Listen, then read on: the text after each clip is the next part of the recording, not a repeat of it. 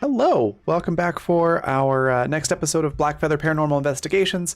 I'm really excited for this one because we've got a new house, as you can see on the map there, and we've got some extra players this week, so it's going to be a lot of fun.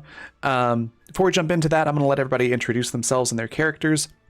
And I have a few things to say about our sponsors, which are Fundamental RPG. It's a simple D20 system that's not tied to any genre, so you can use it to play any style of game, from high fantasy to sci-fi, and everything in between, including ghost hunting. This game runs on Fundamental RPG. Also, Die Hard Dice. They sell amazing polymer and metal dice sets, including this really cool Nightshade set. It looks like this. It's a metal set with purple and pink tones to it. They're super pretty. You can find all of that at dieharddice.com. And if you use the code ANIMUS, that's capital A NIMUS, you can get 15% off of your order until the end of December. They are running a special, so it's normally 10%, but from now until it's December 26th, I want to say. I need to double check the date, but it's towards the end of December. You'll get an extra 5% off, so it's 15% off your order. And then also we have a Kickstarter that just released that I worked on called Checkmate. So if you go to Kickstarter and search for Checkmate TTRPG, it's a really cool urban fantasy game with a lot of obviously chess themes to it. Very cool stuff. Go give that a back if you can. And I think that's it. So we're going to introduce everybody. Bodelia Art, Yaz couldn't be here tonight, but go check out her stuff at Bodelia Art there, like it's spelled right next to my face here. And hopefully we'll have her joining us next week. Next, we'll hop down to Par. Tell us a little bit about your character and yourself. Hi, I'm Par. Probably heard this voice before. I am playing Eli Jones, an old-fashioned sort of ghost hunter that's been doing it for a bit of time, but obviously does not come highly recommended with his older ways of doing things. And I, Par, I'm sort of a fledgling writer. I do a lot of things on the internet, and I'm hoping to get over my low mood and actually be able to publish some of those things with some semblance of a confidence. Awesome. Next, we've got Magpie. Tell us a little bit about yourself, and Quinn. Hey, I'm Magpie. I'm a digital artist, mostly fan art, tabletop RPG character design, and whatnot. I'm at Corvigay Art on Tumblr and Twitter. As for my character, Quinn is a 19-year-old self-proclaimed paranormal investigator. Is fueled by anxious energy and caffeine and is just excited to be here, ready to find some ghosts, and is just having a great time, honestly. Awesome. Next, we'll hop up to V. Tell us a little bit about Julie and yourself. Hi, I'm Vanessa, or V. I'm an artist primarily. I do traditional and pencil and watercolor, as well as some digital stuff. Not too long ago, English, it's hard. I not too long ago got a new laptop, so I've been getting into the hang of doing some more digital stuff lately. You can certainly take a look at it. I've got some stuff posted up on my art Twitter, which is at Pepperodraws. That's Pepper like the candy. I recently just posted a sketch of a new character that I'm working on. Her name is River, and she's adorable, and I love her, so go check that out. I play Julie. Julie Morano, who is a PhD student in parapsychology. She's in the final process of writing her dissertation. And she is also a psychic medium, just like her grandmother. Skipped over a generation. Her mom didn't have the gift, but she got everything that she knows from her grandma. And she generally just likes showing up spooky places and seeing what she can learn. She's always in the middle of learning something new. And especially when it comes to parapsychology and ghosts and all that stuff, she kind of, it's kind of like, like the Warrens who have their little museum full of spooky things. Julie kind of falls into that vein a little bit, where she'll take things from hunts that she does, and she likes to bring them back to to her schooling and keep them safe and protected and provide them with a space that they can call their own. So yeah, that's me and that's Julie. Awesome.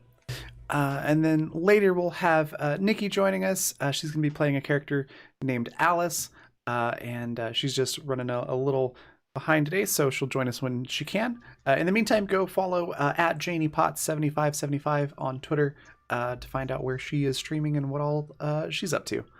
And that just leaves me. I'm Raven. I'm the creative director for the Raven Evermore, which is my brand for all the various things that I do, most of which are tabletop related. If you would like to check out all of my stuff, you can do so at my link tree, which is linktr.ee/theraven, like it's spelled below my face, which is also my Twitter. And then, yeah, this is Blackfeather Paranormal Investigations, where our party here is going to be searching for a ghost or ghosts, plural. We actually don't know going in how many ghosts are going to be there, if it's going to be one or more. And they're going to try to find it, identify it, and get it out of the house through whatever means they can figure out. With this, it runs on Fundamental RPG, as I mentioned, with a fun little extra mechanic added in, which is fear. So at 5 fear points, the ghost starts to pay more attention to you. And at 10, it starts to actively hunt you, which could result in death. So quite dangerous to get a lot of fear points. And they accumulate those when scary things happen and they fail discipline checks. So to help with that, or make it harder for them, there's some options for you in the audience.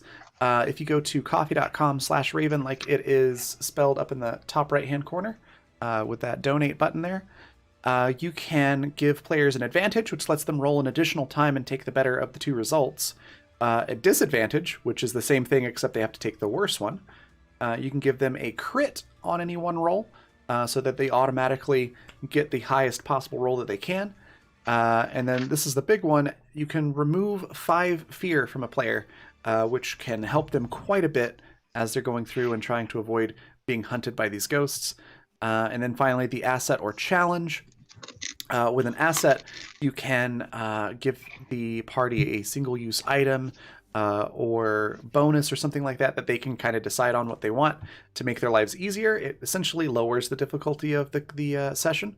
Or you can give them a challenge, which means I get to maybe throw another ghost in, or give them an environmental hazard. Words are hard. Environmental hazard. Or something of that nature to raise the difficulty of the session. So those are some cool things that you can do from the audience. And I think that is everything I needed to cover. So for our party, you are at a 4-story brownstone. There's not a whole lot of information given on what they think is haunting the house, aside from the fact that there's been reports of objects being thrown around inside, and things like that, and sort of violent interactions of a supernatural variety. But anybody, before you go into the house, you are welcome to make an education roll to see if you know of any urban legends or ghost stories for this particular area that might help you. Go ahead and make a roll. All right. What was it? Sorry, Raven, that you said to roll? Education. It turns out Quinn is an expert on urban legends and ghost stories for this area. She hyperfixates hard. Oh no. So a critical success will put that up to a 37 for Quinn. For Julie, I'm going to roll that Nightshade D20. Julie doesn't know jack shit about this place. Yeah. Which is strange because she usually knows things. Well, you do know one thing. You do know a story about another Julie with a different last name for this area. That's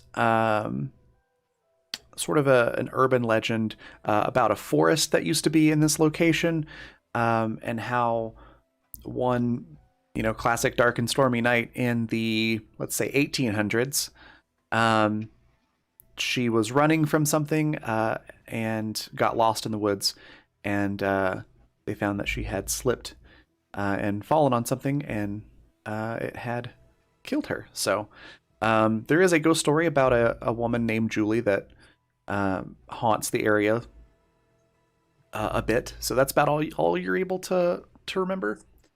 For Quinn, you do have some stories for the area. There's actually a lot of ghosts in this particular area that you're in. There's one story about a butcher who lost his hands in a meat grinder. And then the legend is that his ghost haunts buildings in the area, trying to take other people's hands to restore his own. And there is an old story about a serial killer named Tom Wallace that used to run around in this area and was captured and hung. But they say his ghost also wanders around this particular neighborhood and a couple of surrounding areas from time to time, looking for revenge. So those are the stories that you have there. Perfect, thanks. Yeah. And then Par, did you want to roll for Eli for education?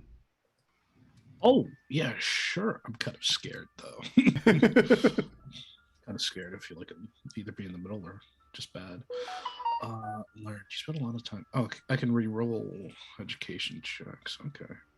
Nice. Okay, I guess I will. 19. All right, cool. So with a 19, you are also familiar with the story of the Julie that got lost in the woods. You've heard a little bit about a butcher that seems to attack people's hands. You're a little fuzzy on the details, but between you and Quinn, you're like, yeah, I've heard that story as well. And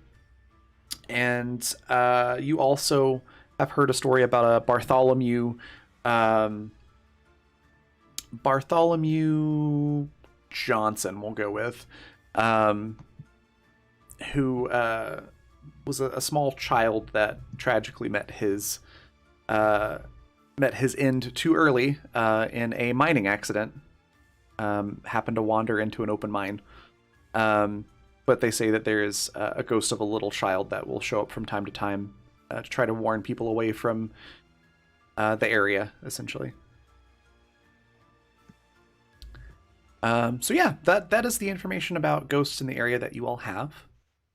And you have the front door key. It's currently closed and locked, but like I said, you have the key so you can unlock it and go in at any point. Let's go then. All right. So is Quinn going in first? Yeah.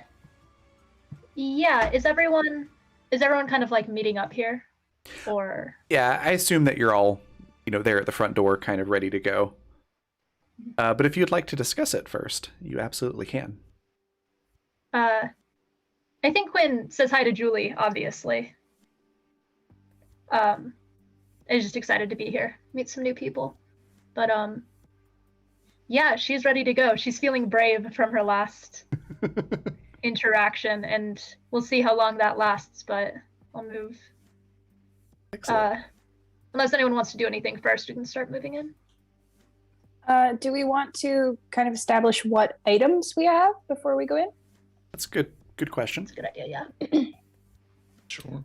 So I did already see what Eli has on the character sheet. But yeah, absolutely. That is a good point to decide what you're going to take in. Yeah. I also wrote mine on my Quinn's character sheet because I don't have any memory. I'll pick them and forget them immediately. I'm bad about that too. Mine are still things on there too. I think she has the same stuff that she had last time. Okay. For our audience benefit, what are those items? Oh, yeah. For Quinn, she's got her digital camera that she carries around with her all the time. Her like ghost journal and stuff. The glow sticks. Oh yeah. Her I forgot about her that. mag light, and the like MP3 player and some like headphones that she wears around. All right, cool. And how about Julie? So now that I'm looking at it, I'm gonna switch something out. But I I don't know what to switch out. Gosh. Okay, so Julie has her mag light. She's got a spirit box. The night vision camcorder and tripod little setup. Because let's see. Okay, I'm gonna take this out, and then I'm gonna put in the EMF reader and motion sensors. Fantastic. And then for Eli. Eli is carrying a ghost journal, a box of candles, ward, a large container of salt, and 2 cleansing herbs. All right. There is like no overlap here, and I'm very impressed. That is impressive and good. Eli's very medieval. Quinn is just scrounging up whatever she has around the house. That's perfect. And then real quick, once again, just we'll start with Eli. Remind us again what kind of clothing Eli's wearing.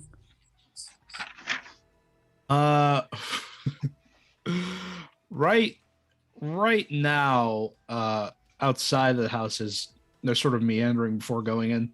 He's wearing a let's say a red plaid shirt, long sleeve plaid shirt. That's a button up, and some nice blue jeans with a pair of boots. But over one of his arms, he has a large brown cloak, hooded cloak. Perfect. And then Quinn was wearing what again? Quinn has like an olive green jacket that's like hand sewed, a bunch of like patches and the little button pins of like Bigfoot and cryptids and ghosts and aliens and stuff. And she has just like kind of dirty standard jeans, and has like a big backpack that she wears that like looks almost her size, but and yeah, like really messy short black hair that looks like someone went at it with safety scissors. She's just kind of thrown together, but she has a look. That's awesome. And then for Julie, what's Julie wearing? Julie is wearing just like some blue jeans, probably like straight leg, like a skinny jean kind of fit. I guess kind of like a slightly larger white button down, like a collared button down, but she's got like a nice knit vest over top of it. She carries her bag with her when she goes in, so it's just like a standard black bag that you could put like documents and laptops and all that good stuff in. Awesome. All right. Well then, who's going inside first? Go ahead and move your token in. Yeah, Quinn will run in. She's feeling excited. She's caffeinated. All right. Here, I'll move Okay. her farther in. Perfect. So as you enter this sort of initial hallway area, you can see that the house is very nice. Clearly like upper middle class kind of house, if not upper class. So there's lots of fancy like furniture. This whole little entry area is set up as like a sitting room with a really fancy chair that looks super uncomfortable but very expensive. There's a mirror hanging up on the right hand side that's got that sort of gaudy gold frame all the way around it. And then there's some doors that open up into a study. It's just like a small little library with a desk and a computer. And you can notice right off the bat that the house feels really cold. Like almost like it's not winter, but what it feels like is as if it were winter and somebody forgot to turn the heat on for a day or two. So it's like probably somewhere between, if you had to guess, somewhere between 50 and 60 degrees at the moment. Hold on, let me do some quick math here. Oh, sorry. 2018, Fahrenheit, that's yeah. about 9 degrees Celsius Yeah. for anybody who's wondering. Around 9 to 12 degrees, I would say. Yeah, that sounds about right. Yeah, I forgot to specify which degree system. So yeah, and that's pretty much all there is to see in here at the moment. Who comes in next? Julie. All right, you see and experience pretty much the exact same things. Okay, perfect. And how about Eli?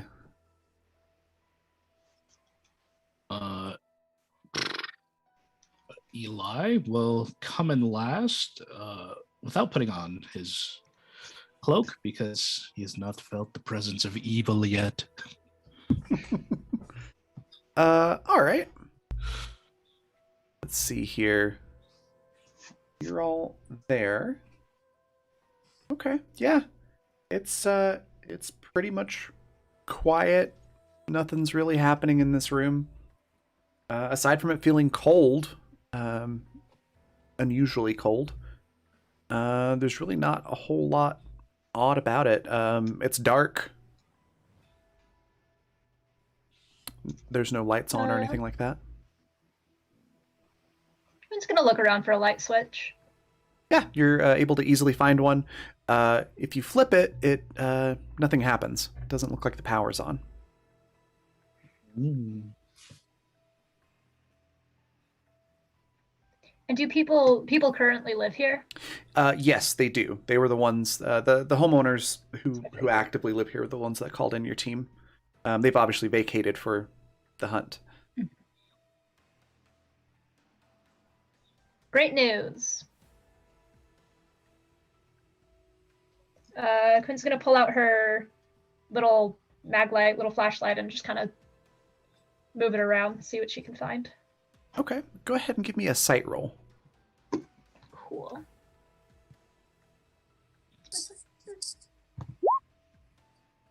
So 12. There's not much really else to see. Your flashlight illuminates some stairs on the right-hand side room that go up to the other floors. You kind of could see them before, but now you can just see them better.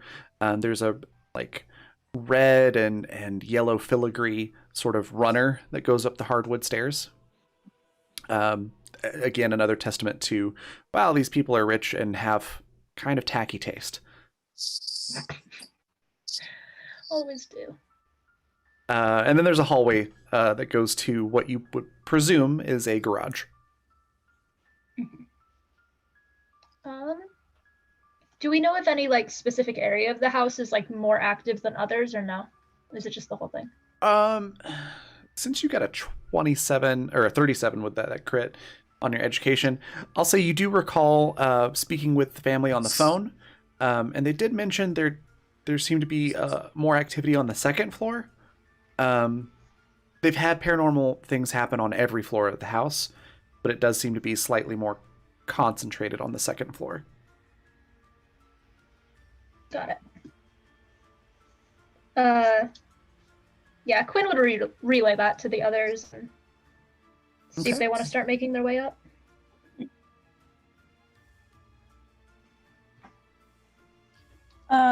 Yeah, Julie's gonna follow Quinn. But I actually remembered to put in the additional thing. Remember, Ruth and I told you that I wasn't using my profession points last time? Yeah. So I finally remembered to put those bonuses in my skills. So would Julie be able to take a moment and just kind of, because her profession is like psychic medium, can she see if she can like hear anything in particular, any sort of certain direction that she can maybe hear or sense something coming from? Yeah, absolutely.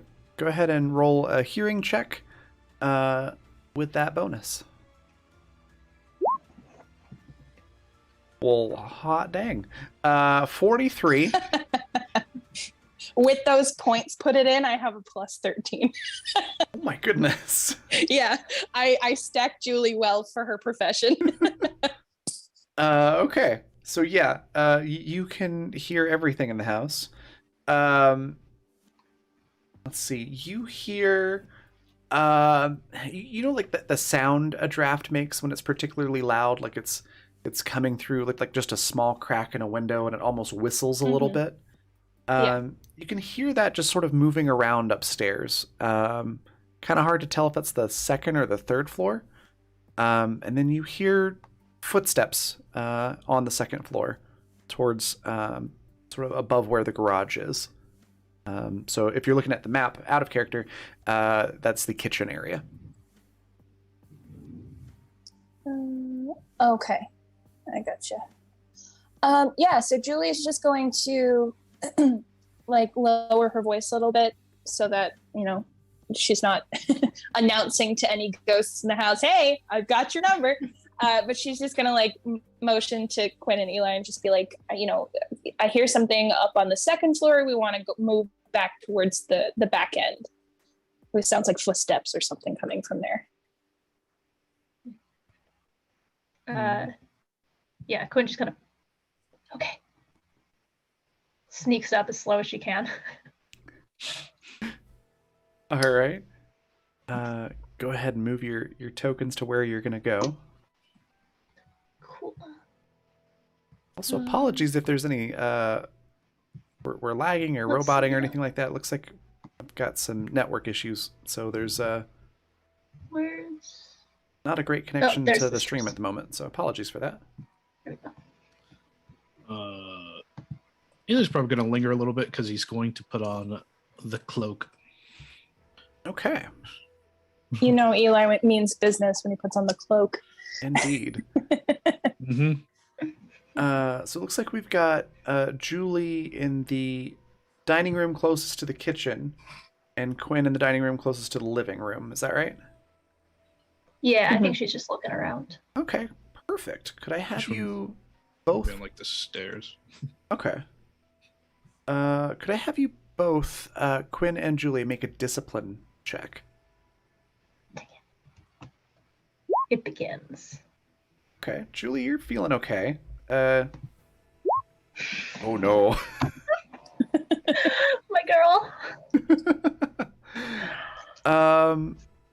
Let me just double check something here. Okay. So for Quinn, you're gonna get hit with 3 fear points right out of the gate, as you feel. It almost feels like someone has just scraped long fingernails across the back of your left hand. I think she fully like jumps and like immediately kind of like scuttles over. All right. It's like, As you look down at Fine. your hand, you can actually see scratch marks on your skin. Julie, since you got such a good hearing roll earlier, you actually hear footsteps walk past you right before that happens.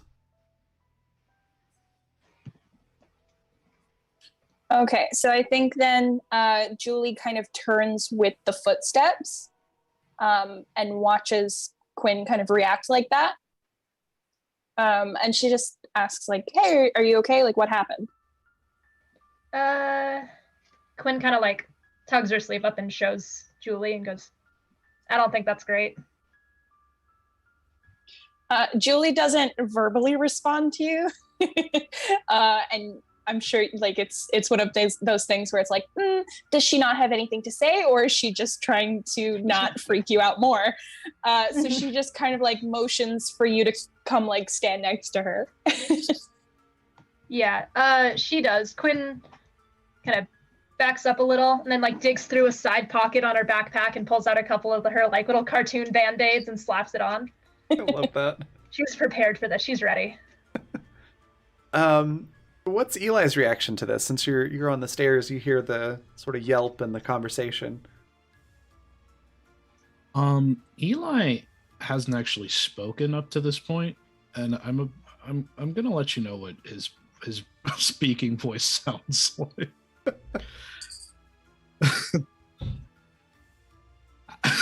Hold on. Our first taste of evil.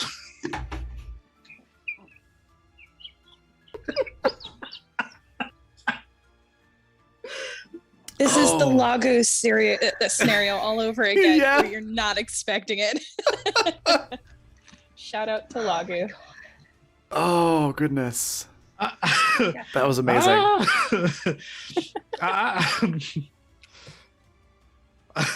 We have been met with a spiritual force.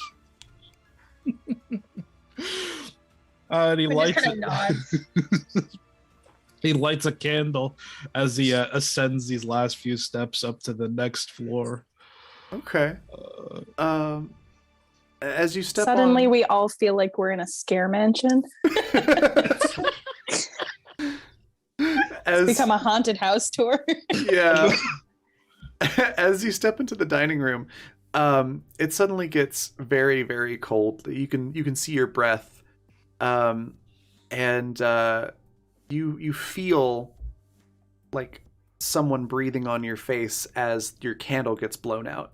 And I need a discipline check for Eli as well. Nice, like that. Discipline. Oh God. Oh no! How bad is it? Okay, it's not terribly bad. So good. Pretty bad. So Yeah. remember when we said an early rest in peace to Eli? Yeah. I feel like it's starting already. Oh goodness. So the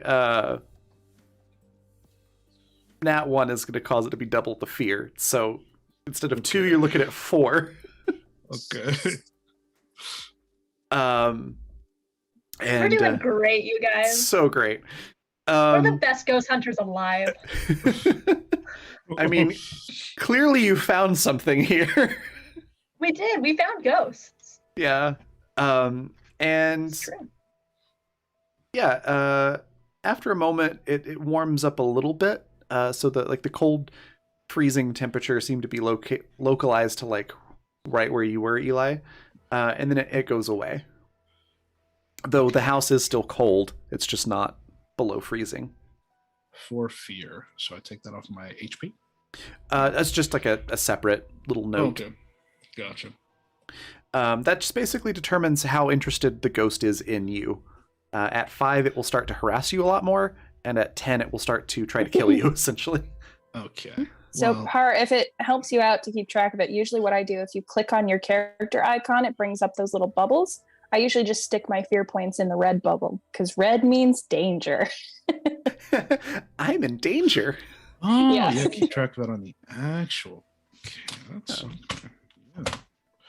Into that. Eli, having felt the presence of the ghost, reaches in his cloak, his hooded cloak that is full brown, has like at the front has a big like kangaroo pouch where he keeps all of his hunting items. And so he reaches in and pulls out a handful of salt and just starts salting the room. Okay.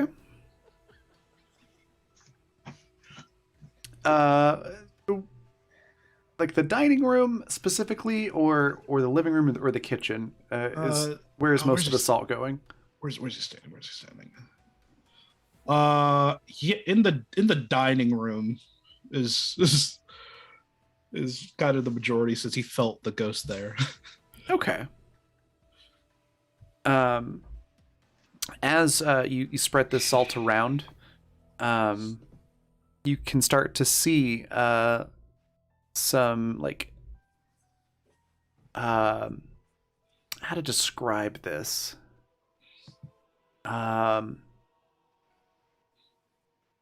They kind of look like a soft-soled shoe. footprint. Like something like a shoe that you would wear when you're going to be on your feet a lot. That's kind of what it looks like. But these footprints start to appear, moving from the living room across the dining room and into the kitchen. Ooh. Yeah, I follow the scent. Okay. I must chase it down to its source. Amazing. Julie seems a little concerned.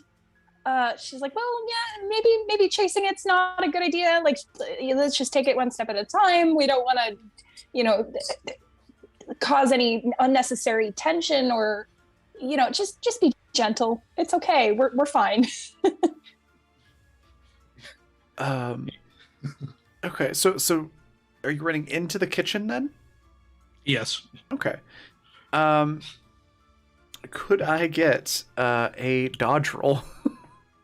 Oh, goodness. Oh, dodge? Oh, no. Or deflect. Well, any defense roll, I guess, that you want. I'll take block. Okay. So what are you blocking with? I will. Can I use one of these? Can I use this ghost journal? Yeah, that's totally fine. So what happens is as you chase after whatever this is into the kitchen, there's the nice little block with all the cutlery on it, the chef's knife and the steak knives and all that. What flies out of that is the butcher knife, and it just gets like end over end thrown, and it just buries itself halfway through your ghost journal as you quickly pull it up. And I do need another discipline roll for Eli. This is no way to communicate. Oh no! I told you the discipline was gonna be bad. Gonna be bad. So yeah, with that, that's gonna put you at what, you're at 4 now. Mm-hmm. That's gonna put you at 6. I'm into it. I'm fully into it. It feels very. You feel very in danger at the moment. What's everyone else's reaction to what just happened? Love it.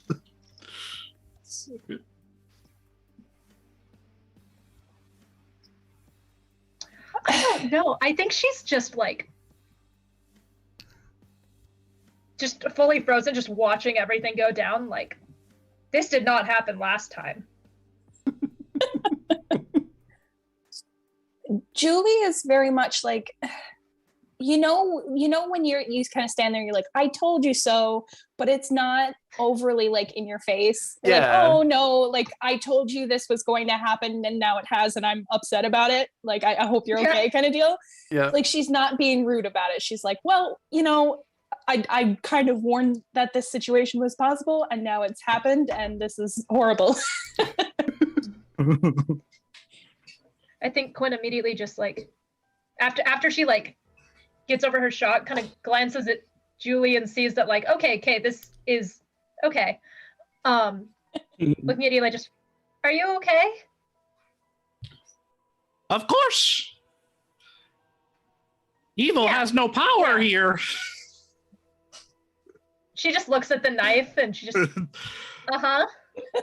He pulls the knife out. You said it was a butcher's knife specifically, so he's like, I am leaning towards the butcher. And then after removing the knife, puts down the ghost journal on, I guess, the countertop? Where am I at? The kitchen. Puts it down on the countertop. Like, speak to me, spirit! There's something you want! I think Quinn holds up her little hand with, Phineas and Ferb band-aids on it. She just, do you scratch me or cut me? You got hands or not? Come on, you got to work with us here. She's just like, be consistent. The pen in the book lifts up, and very slowly, just this very shaky sort of scrawled, rough lettering, and it just says "your hands" in response to Eli. I knew it was the butcher. I knew it. And even though Well, that was easy. even though neither of you have disagreed with him, Eli looks so justified, and he's like very zealous in like saying I knew it and like pointing at you too. Even though nobody's disagreed with him at any point. Oh, I love But that. just- How is the ghost writing if it doesn't have hands? Maybe it's using its mouth. Or That's its toes. also true. That's also true. Maybe he's just holding the pen between his two little stumps. Yeah, I That think is Quinn also an immediately option. gonna be like. I think Quinn immediately like sets down her book and tries to like. She's. How's the handwriting look? Can we judge this spirit? It's very bad handwriting. It's very like Can we chicken please scratch not sort of. judge the ghost for his disability? No, you're right. I think she immediately looks and she just. I think she like looks up in the air. Just that's okay. My brother's is worse.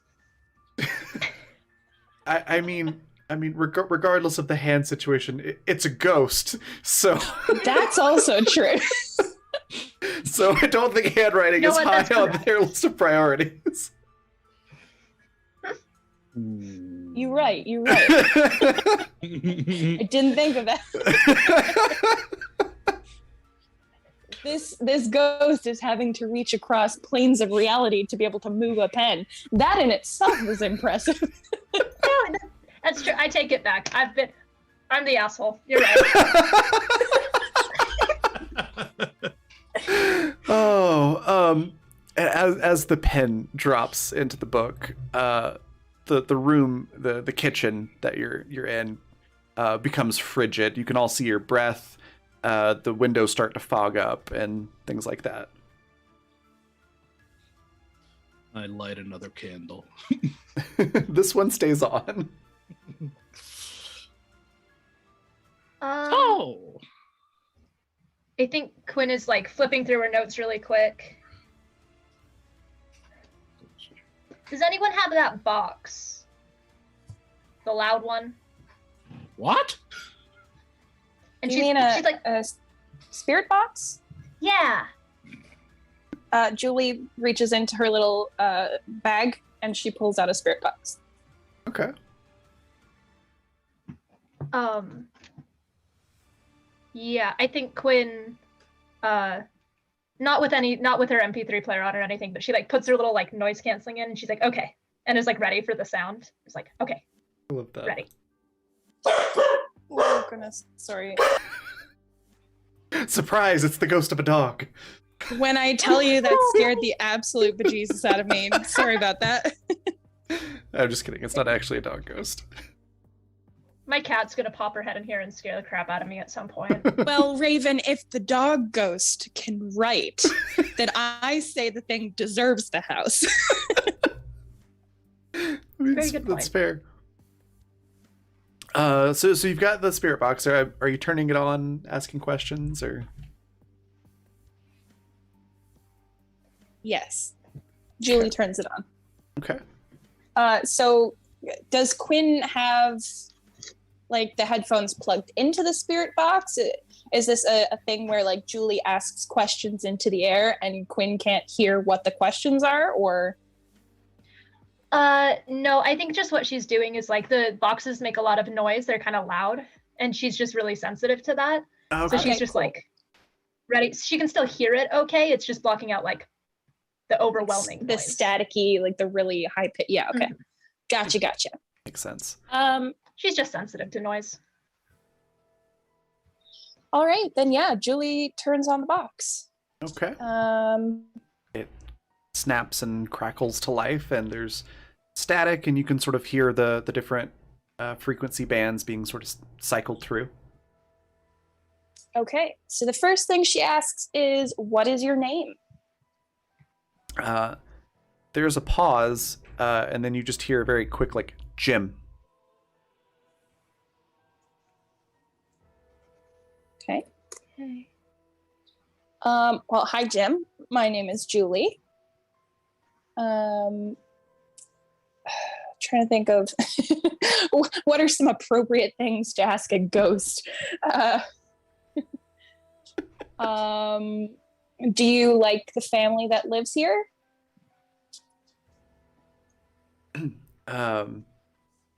There's another pause. And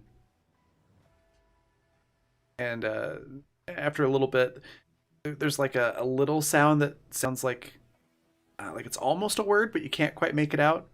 And then after another second, it says, "Don't know."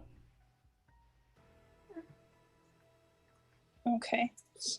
Is there anything that's keeping you here? Preventing you from moving on? There's another pause, and the static, keeps cycling through, and you can hear that sort of as it skips to different bands of frequency, and finally there is a response that just says, "My hands." That tracks. And then another You know pause, what? Yeah, and then valid. yeah, there's a pause, and then another word pops up, and it says, "Looking."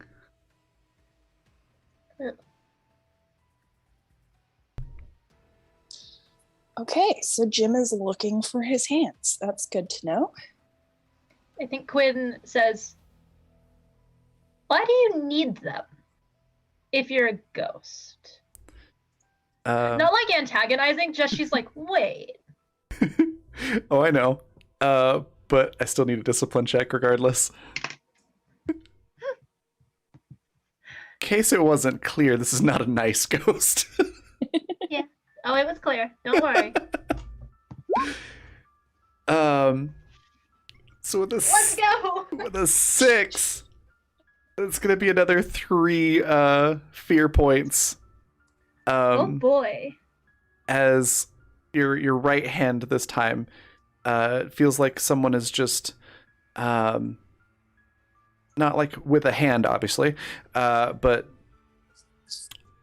with some, like, maybe pushing 2 arms together or something like that, is just sort of grabbed onto your right hand and is pulling it towards the cutting board that's on the counter.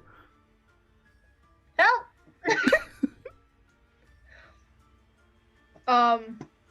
Oh shoot. What's her?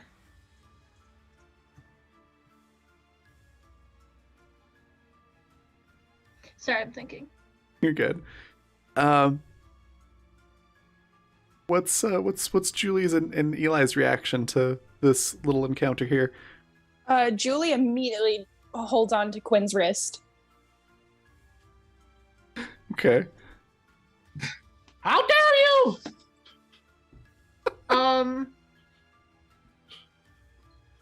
And it feels like something solid is like pulling her. Mm-hmm. Yeah, it's a pretty good yank.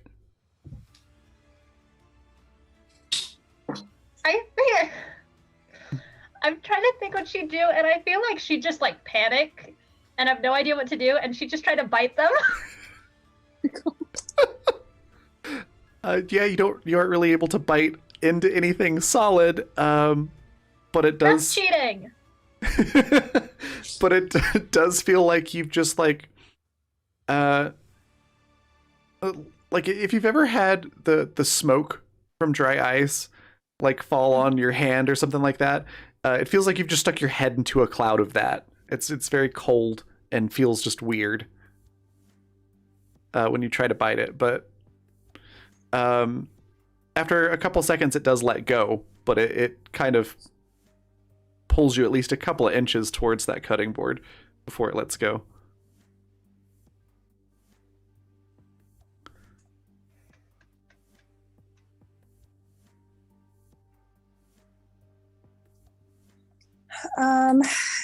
I think Quinn like kind of like gets a hold of herself, is taking some deep breaths, and kind of opens her notebook, and somewhere in her notes just scribbles down what ghosts taste like, but she's not happy about it.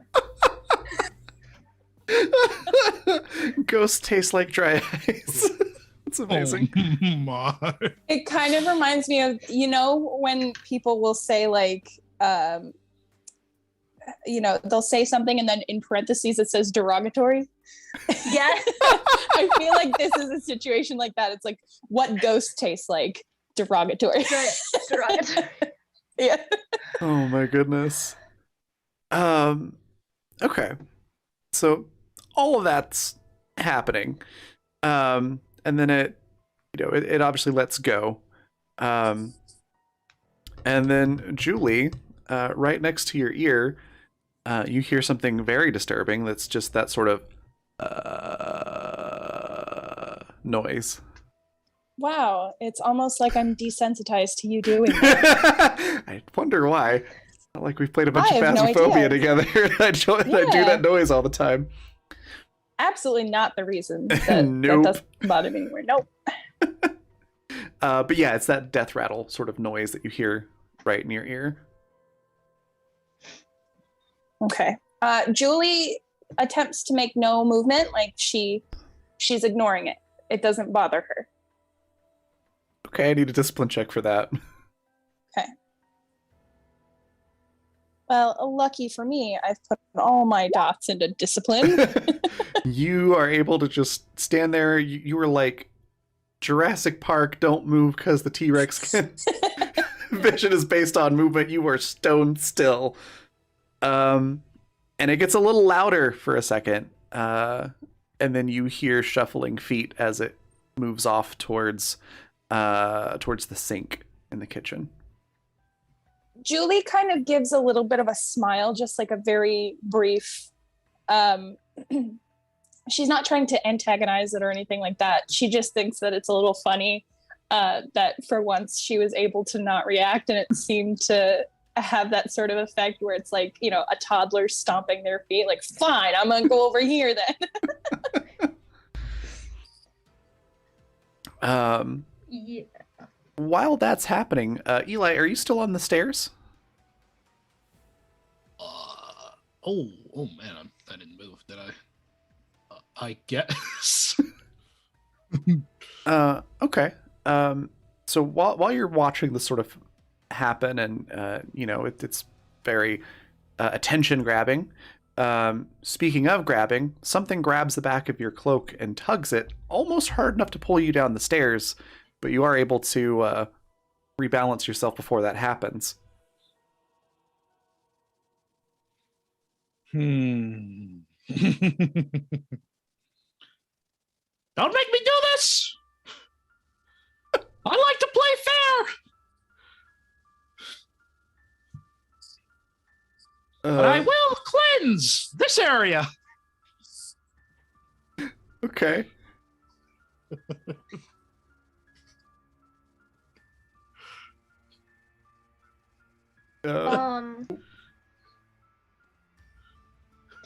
So wait. Did this tug on the back happen at the same time that Julie saw or felt, I guess, them walking off into the kitchen? That is correct, yes. I knew it.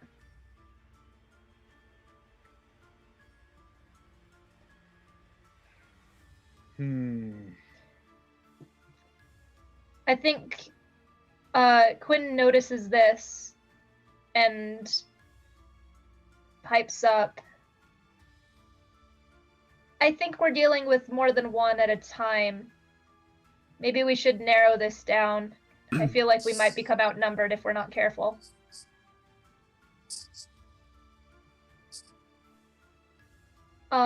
Julie just kind of gives a little bit of nod. I think she turns to Eli and says, "Is there a way to trap it in the kitchen with the salt?" With the salt? Sorry, with the salt? No, but I think the cleansing herbs might do that. Oh my god, Eli is just Mickey Mouse. I didn't look obsessed with evil. Can I? Jeez, no. Can I? I just had a terrible Am I thought. Oh no. Okay, Mickey Mouse versus the Army of Darkness. Can I? Oh my! Oh my! Kingdom Hearts? I don't know. I haven't played. Can I? Can I use the cleansing herb to Absolutely. potentially trap this in the kitchen? I don't know. Is that To quote the age-old line, you can certainly try. You know, Eli would not turn it down, so neither shall I. Just give me a second here. Just give me a second here. I'm gonna focus. He pulls out the cleansing herb. He's gonna walk into the kitchen. Let evil know on this night you hold no dominion in this place. You will be displaced. This entire time, Julie looks so concerned because every single time she does this, like, her goal is always to, if she can, like, help, first of all.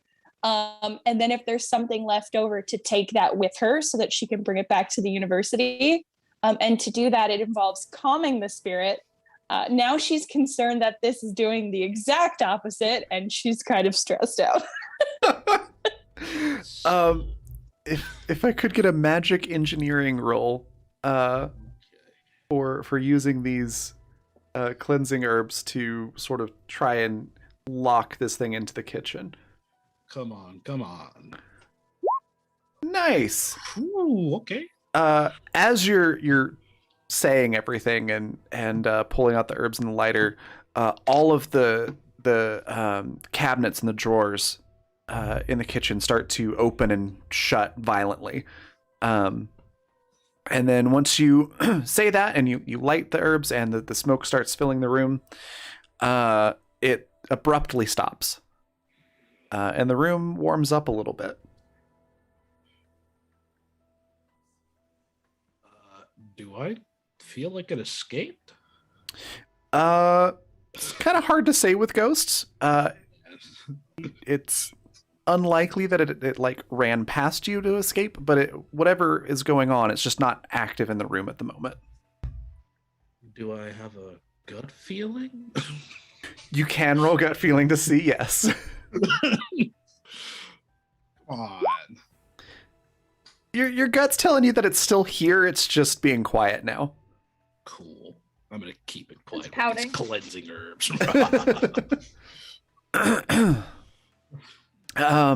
So yeah.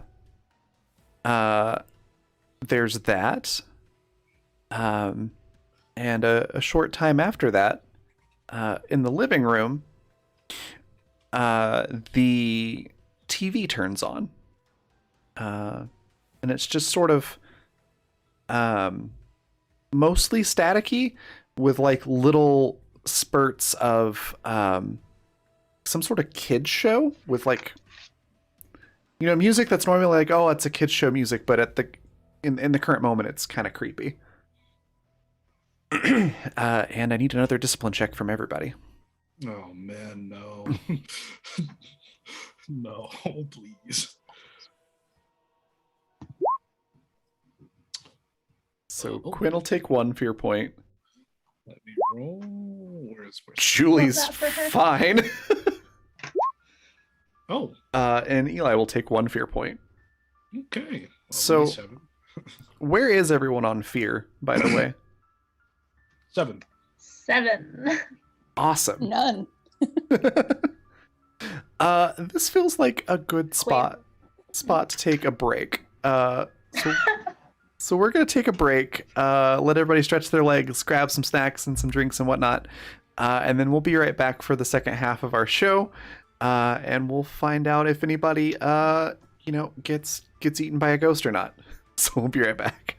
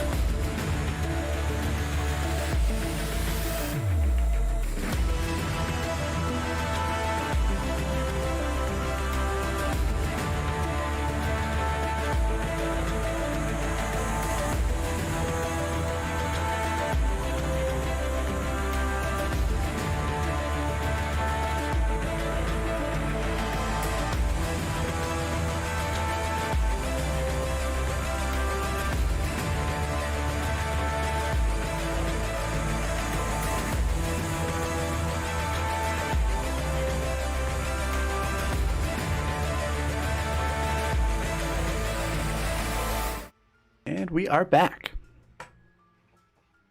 All right, so the TV turned on. There's creepy kids show music playing in between long bursts of static. The kitchen's relatively quiet now, and you're all sort of in the dining room, sort of between the kitchen and the living room. What's next? What do you do? I wish I was joking, but Eli, to determine the aggressiveness of this ghost, walks right over to the TV and tries to turn it off. Okay. It turns off, and right as it does, very loudly, right in your ear, you just hear this noise. It's like growling, and I need a discipline check. Oh God! Please tell me it's not a dog ghost. It's not a dog ghost. There are only human ghosts here. I had The dog ghost can stay. The character guided me to this. 11s. So it's gonna be another 2 fear points. Okay, we're getting dangerously close. Yep. And the TV turns back on. I think.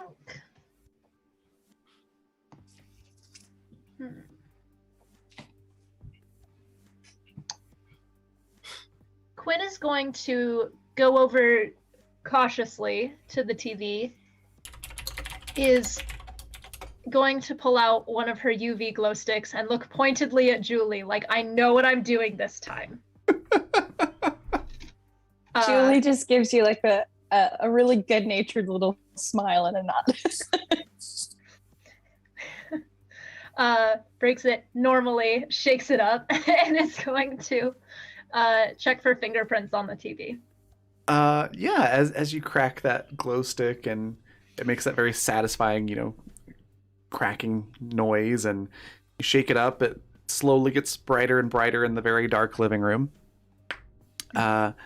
And yeah, as you hold that glow stick up to the TV, you can see what looks like a very fresh new fingerprint on the power button. It's not Eli's, very obviously. Is Quinn able to discern the size of the fingerprint? Like, does it look more so like an adult fingerprint or like maybe a child? Let's go with like I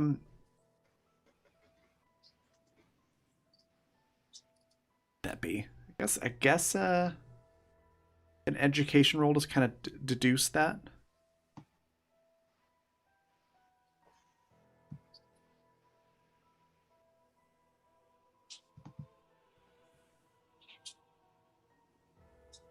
From which one of us? Whoever's wanting to do so, sorry.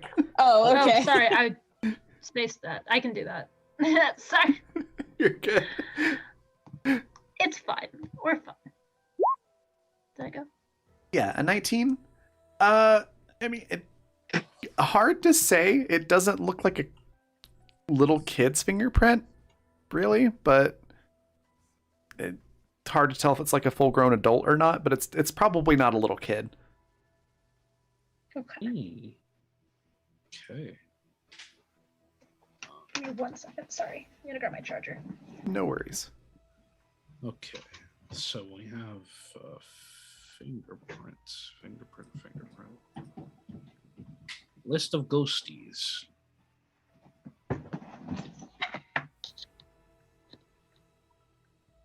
Well, the good news is that there's very little amount of ghosts that use fingerprints. So Very true. And affect electronics. That's also Also Ooh. very true.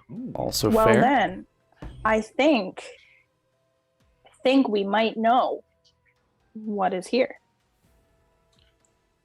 Potentially. There's only one ghost that goes across those two indications, which is a poltergeist. Mm-hmm. Oh, very nice. What else? Looking at her notes, Quinn's kind of like taking things in, and with the poltergeist like suspected, especially because it was like tugging on Eli. I think she's gonna pull out her little camera and just take a couple photos around the room just to see if anything shows up in them. Okay. Nothing really seems to show up in them. But while you're doing that, Eli, you feel another like strong tug at that cloak. Oh, jeez. I hope you didn't just hear those notifications. I just assumed it was the ghost. Oh my. What's going on with my phone these days? Thought I turned In it your off. ear, you hear. Roll. So, in the same vein, while Quinn is taking photos, Julie's gonna get her camera and tripod and set that up. Hold on, let me indicate in the living room here. So she's going to put it in this corner here, so she can try and get as much of the living room as possible. Okay.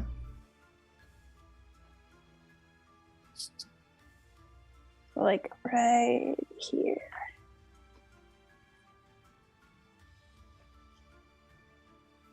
Okay. As you take the picture, nothing really seems to show up on the camera that's out of the ordinary.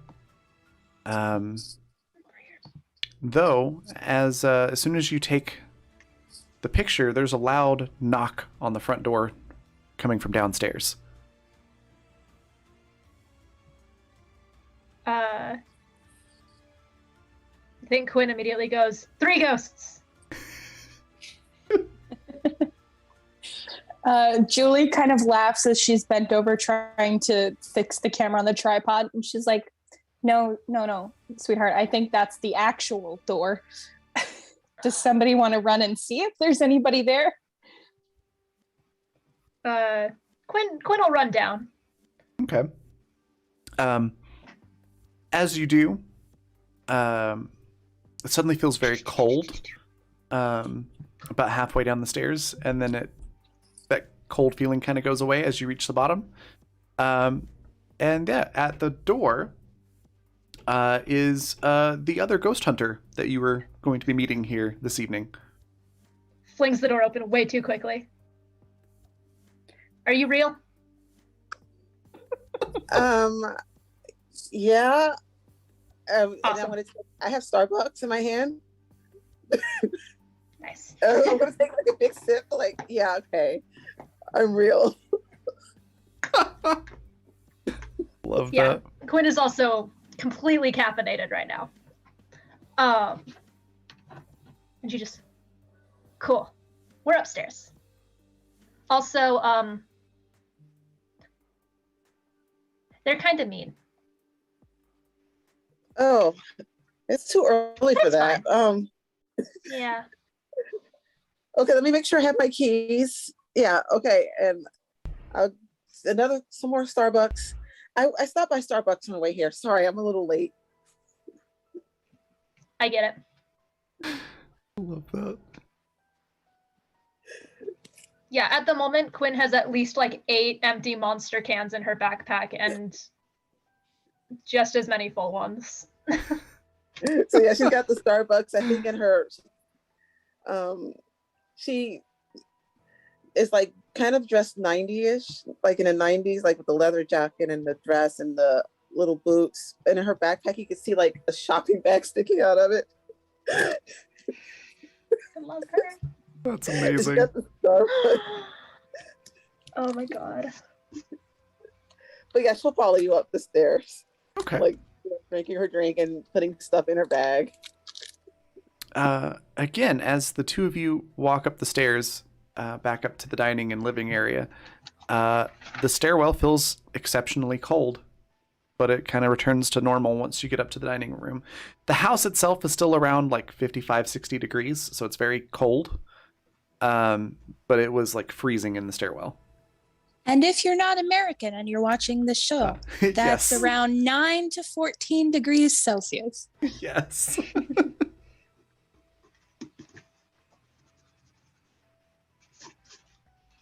So out of character here, is this ghost just chilling in the stairwell watching us run around like crazy people? Well, if you're pretty sure that one of the ghosts is in the kitchen, and that there's another ghost moving around, it would be a relatively safe assumption to say that perhaps they are in the stairwell. I think as they climb up the stairs, Quinn immediately points to the kitchen and says, "We've got something in timeout over there." So we're finding What, the other donuts? one. And then As you we'll figure it out. as you say that, a cabbage from the kitchen is thrown across into the dining room. Play I didn't say nice. cabbage. I said donuts. Julie, who's still fiddling with her camcorder, is like, don't worry, that's just Jim. I think Can Alice go pick up the cabbage? Absolutely, yeah. It's just right there at the top of the stairs. I mean, um I don't know who you are, Ghost, but do you want cabbage? Because it's like donuts are better. I think he wants our hands. Oh, Well, Yeah. what do you with so many hands? he's gonna get these hands. He's gonna catch some hands. Well, I mean, really, if you want some cabbage, we can make it, but don't throw it, please. I think Quinn is gonna root through her backpack, and there's just a lot of like crinkly sounds, like packaging and whatnot, and is gonna pull out like a little bag or like a little Ziploc bag or something of those like little powdered donuts you get at the gas station. And is just gonna hand them over to Alice. It's like, you can have these if you want. They're a little stale, but it's fine. Alice is like going to shove one in her face and have her coffee and be like, "Hey, Ghost, you want to try this?" There's no response. Yeah, Quinn's gonna set one down on the table and be like, you can have that if you play nice. We'll figure something out, but you can't have ours. Which table? Where are you setting this down? Like in the kitchen. Okay. I think she's a little nervous to cross like the threshold into it, so she just kind of like tosses it and hopes it lands. That's fair. It does land on the kitchen table. However, as you speak, it is quickly like launched off the table back at you. It's really not taking it well. In the You're meantime, the grumpy one here. in the meantime, there is the just sound of wailing Oh, that sort of echoes through the stairwell, and it goes from the first floor around the stairs on the second floor up to the third floor.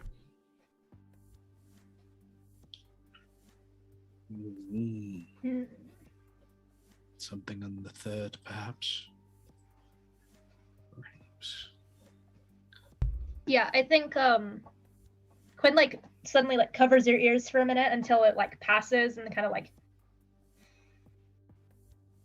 okay. What's on the third floor? Let's see. Master suite. Okay. More rich people rooms. Just before I forget as well, is Julie able to see anything through the reader on the camcorder? Like any ghost orbs or anything like that? No ghost orbs, but it does. The screen kind of flickers just a little bit as the wailing happens, but it's like the tiniest of glitches. Okay.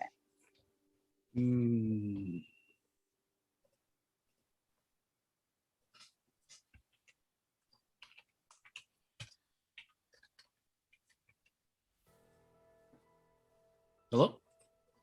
Hello. Oh, what? It got really quiet. I was like, oh, did I? No, Think- sorry. Did I leave? I think everyone's trying to figure out what to do here. That's okay. I got it. At this moment, Eli will pull out his magnum opus, a Ouija board. Okay. Quinn's eyes just go wide. I trained as a spirit caller. If you have something you wish to say, now is the time. And he slams it very dramatically on the floor. Okay. who else standing around this board? Quinn shuffles over. Okay. Julie keeps her distance. Probably smart. All right. Could I get a engineering magic roll for Eli with the asking the question with the Ouija board? So, so with a Ouija board, I have a +9 to magic as it stands. But if I'm using a Ouija board, it's also a +6. Okay. Because I put literally it all. It all. Okay, well that's.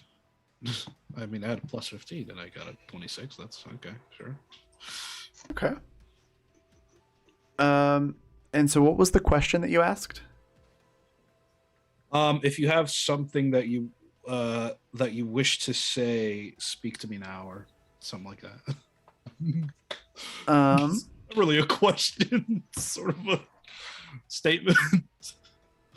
okay. The little there's a word for it. The little thing. Planchette? That's the Planchette? word. That's the word. Yep. The little planchette starts to move, and it slowly slides up to the letter D, and then slowly slides over to the letter I, and then slowly over to E. Why am I not surprised? Really?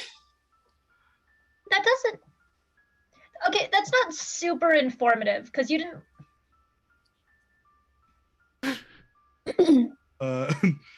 I gave you a chance. Remember that.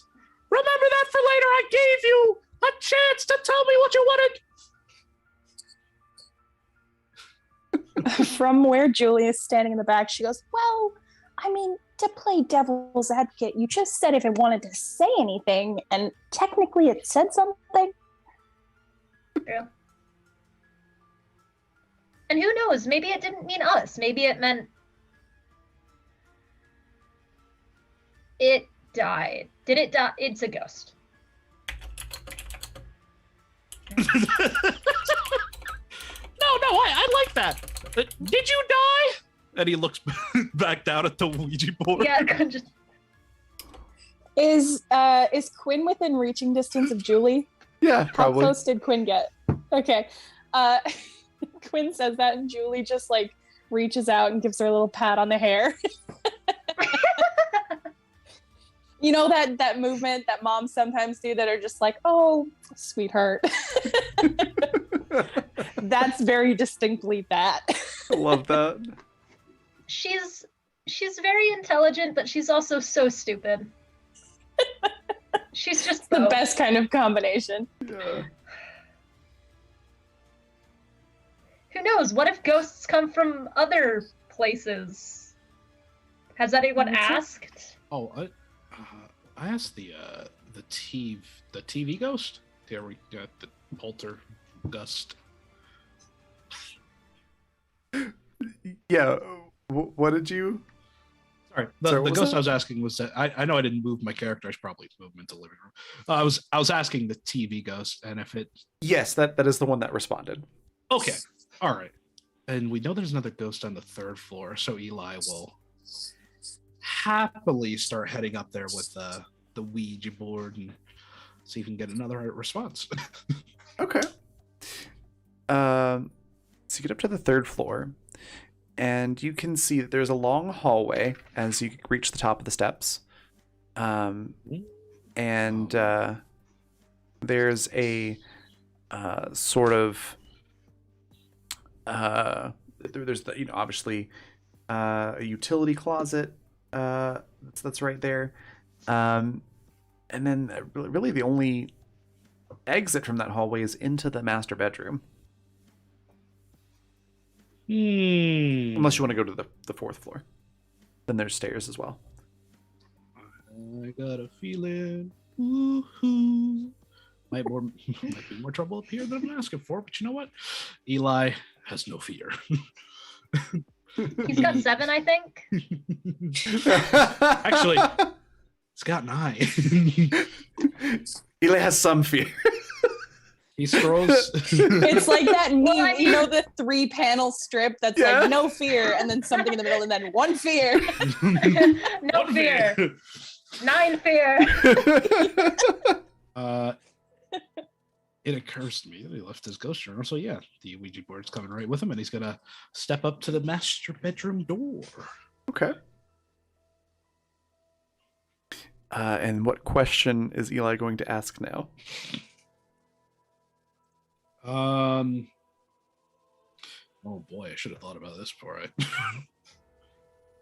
I. Gonna ask. Do you wish to harm us? Quinn just looks down at her hand and doesn't say anything. Well, this I'm on the third floor. Third floor. That's you know? true. Could be a third ghost. That Could be a third ghost. So it starts moving. It slides slowly, just dragging along that board to the J,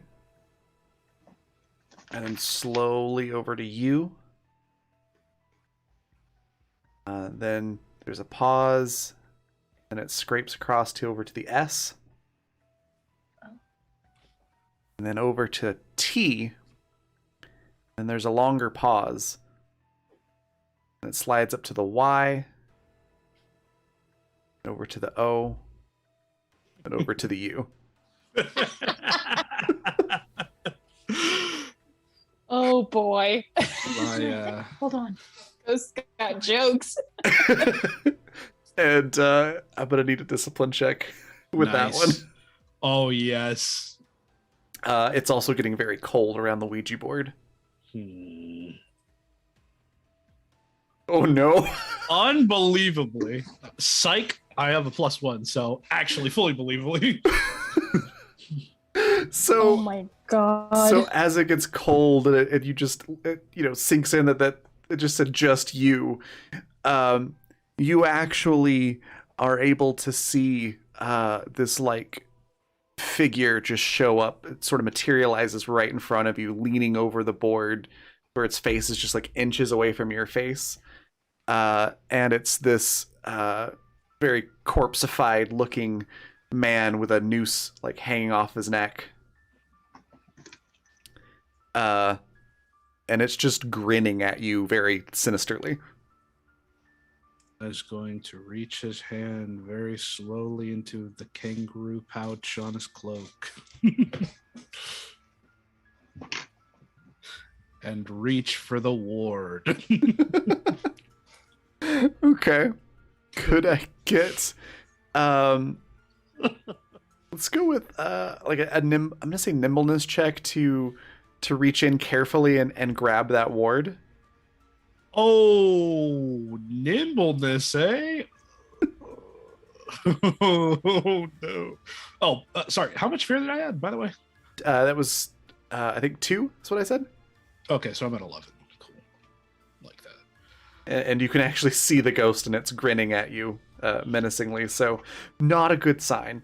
Just give me this one. You know, just give me this one. Oh no!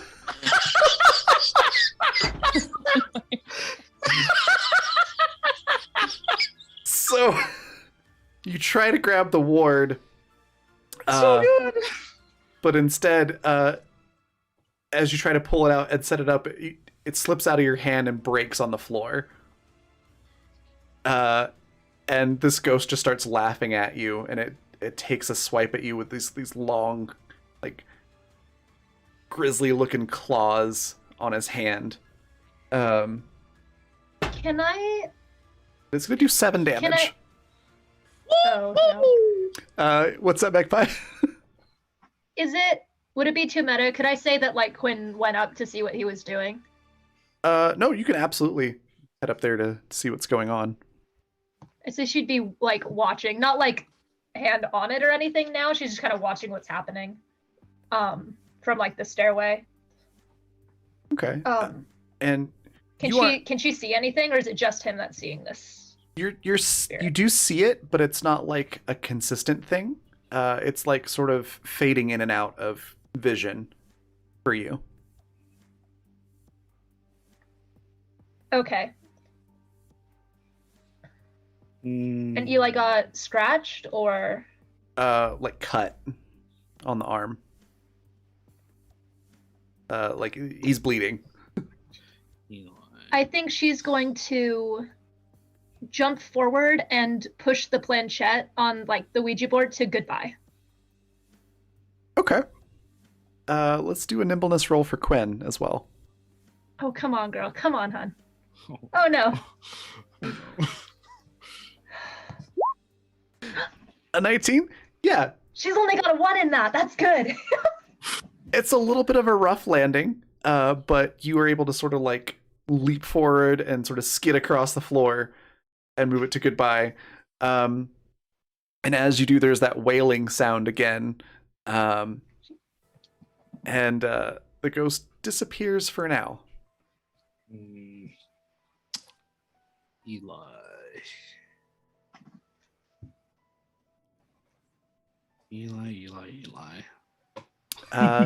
If you would like, at this point, you can make an education roll. Anyone who witnessed this, so I guess just Quinn and Eli, to see if seeing the ghost maybe sparks any other knowledge that you had forgotten. I think Okay. I know. I can re-roll this. Okay, never mind. Oh no. Look, you're a little shaken up. It's fine. Yeah. So to collectively, I will give you a couple other pieces of information because we didn't really talk about this one a lot. Oh no, I guess I did give the name. Anyways, just in case I missed something though. So the ghost name is Tom Wallace, who was a serial killer. It's beginning to come back to your memory that the serial killer seemed to target people when he was alive who were wearing brown clothing or had brown hair. Nice.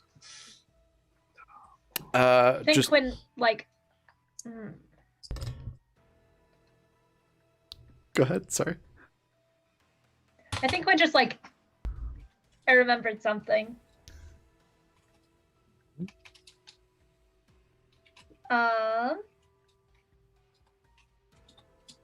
And it's only like really gone after Eli ever, Yep, right? that is correct. I don't. I figured it out. I'm good. Fun. I think Quinn kind of looks around and says, "Let's go find the group again." For any who might be joining late, Eli's wearing a like old-fashioned brown cloak with a hood, and this ghost has been tugging on it a lot. Yeah. No, Eli, in contrast to any fear he might be feeling, has incredibly steady hands, and so packs everything away very, very calmly and neatly. All right. Doesn't seem particularly surprised. Because this character would have gotten attacked many times by ghosts. I think when the ghost like cut his arm, is it like a long sleeve cloak? Would it have like cut that as well? If it is a long, or is it like just? Either way, yes, is the answer. They're very sharp claw-like fingernails. I think as they're like going down the stairs to meet up with the group again, she's digging more like little band-aids out of her bag and like handing them over. And says, I can fix your coat later if you want. And she kind of motions down to all of her like little patches and stuff, and she's like, I can kind of sew a little. I love that. I appreciate the offer. Yeah.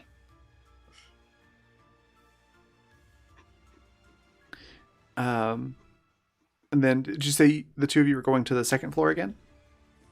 Yeah. Okay. Or she'd suggest to at least. Okay. Also, a heads up that looks like Nikki's having some sound issues, so that's why we haven't heard anything out of Alice. So Alice Okay. is eating and checking Twitter or something for the moment. How about Julie? What are you up to? Good question. Julie was mainly focusing on her camcorder, so she was doing like a sweep with that.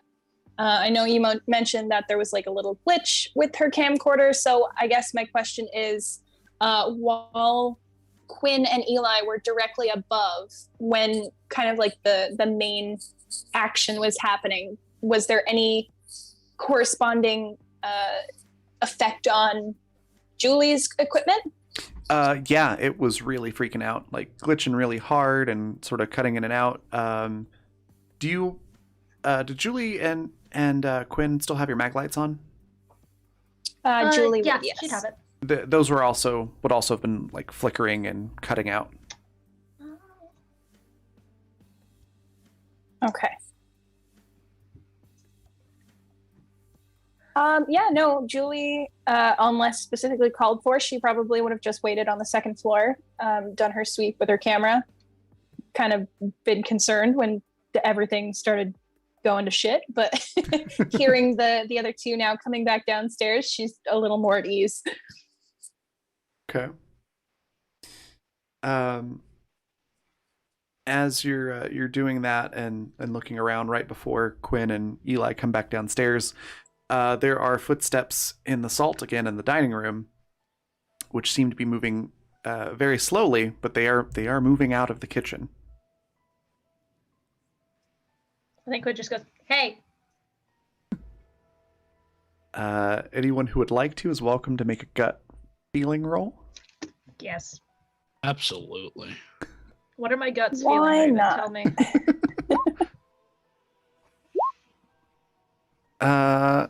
Okay. Yeah. You all pretty much get the feeling that like maybe there's a time limit on that cleansing herb locking a ghost into a certain area. How do we give him hands?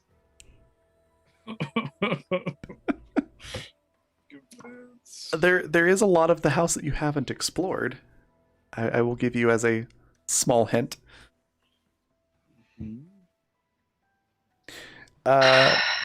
What do we know about the owners? Do any of them have prosthetics? They do not. Damn. One of them. Look, we got rid of your ghost problem, but here's the trade-off. You need to buy new hands. Sorry about that. I know they're expensive, but it was the only way to keep you from dying. So in the end, perhaps a fair trade-off. One of them is a fashion designer. Yes. So there's that. Okay. You also always have the option of just like once you've identified what type of ghost it is, you can try to like brute force get it out with a collective magic engineering roll. It's sort of a group roll. I don't know if I want to throw hands with a demon, you know? mean, Yeah. If you can't, there's always an easier. Or by that I mean just like you don't have to make a roll for it. There's always a way to get rid of ghosts, but sometimes if you can't figure it out, there's always that option. Yeah, I feel like Julie with her her personal code probably is going to try and find a nicer and a gentler way to do so first. Okay. All right. Would there be any personal space that we would know of that particularly belongs to the fashion designer? Do we have like an overarching layout of the home itself, or would I just have to go looking? Let's see. Yeah, you know that the person who does the fashion design commonly works on the 4th floor. All right, the 4th floor for Julie. All right. As you walk past the 3rd floor, I need a discipline check. Okay. I think Quinn kind of wants to stick together as like a whole group at the moment. Okay. It feels like a bad idea to have individuals Nice. wandering off. Yeah, Julie is completely nonplussed. As you walk past the 3rd floor, it feels cold, but you're like, the cold never bothered me anyway. And you head right on up to the 4th floor, which is sort of like a sewing room almost. It's like an open room with big like French doors that go out onto a covered deck. And there are mannequins set up with various pieces of clothing on them, and some like dress forms and a sewing table and a whole bunch of stuff like that. During the daylight, it's probably quite lovely, but at the moment in the dark, it's kind of creepy. I don't like that. So, question, Raven. Yes. Do the mannequins have hands? You know, they do. They do indeed have hands. I feel like, and this is a very niche reference because, you know, probably not all of our viewers are familiar with the Deus server, but I feel like this is very Mira taking mannequin hands and replacing all of Savoy's doorknobs with them. And that makes me really happy. That. Yeah. So apparently it's hardwired into my fate now that I am the person who takes the mannequin hands. So that is what Julie is going to do. She's going to see that these mannequins have hands, go, you know what? The butcher doesn't have hands. Maybe he will accept these ones. Okay. So big boy Jim down there is going to have some delicate little mannequin hands. So I will say they do have hands. However, they are not detachable hands, so you might have to cut them off. Do the mannequin arms come off at the shoulders? They do. Okay, Julie's just gonna take the whole goddamn arm. Okay. I feel like it's probably gonna be nicer for her to just take the whole arm and not have a butchered mannequin upstairs. You know, the partner who does the sewing can probably just replace the whole arm. Oh, excuse me. That yawn came out of nowhere. Yeah, you're able to grab the arms off of there. While you're doing that, did everyone go to the 4th floor, or is it just Julie? I think Quinn would have gone and probably suggested for Eli. I'm not his mom, but like I think Quinn at the moment is very not loving the idea of splitting the party. Okay.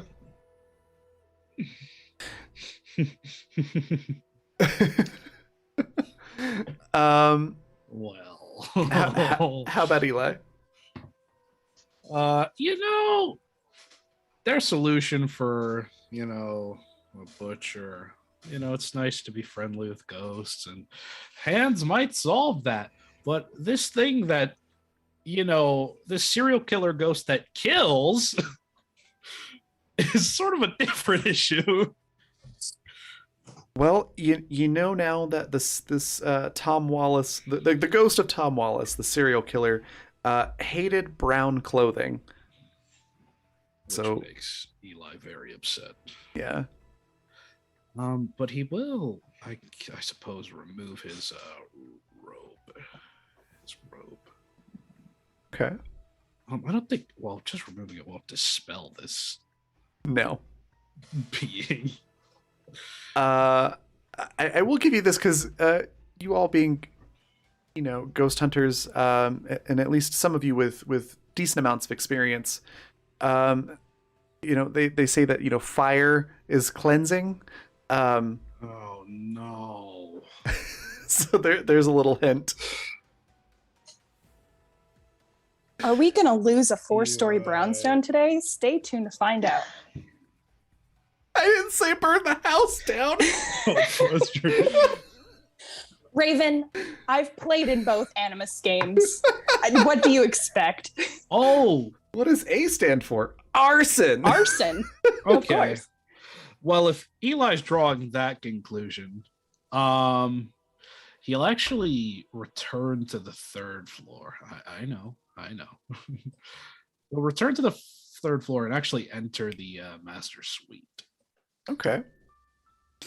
because he knows there's got to be a bathroom. There is a bathroom there, yes. Do you linger in the bedroom, or are you just like making a beeline to the bathroom? I'll look around the bedroom. Okay. As you do so, the master bedroom door shuts, like slams shut. Of course. Love that.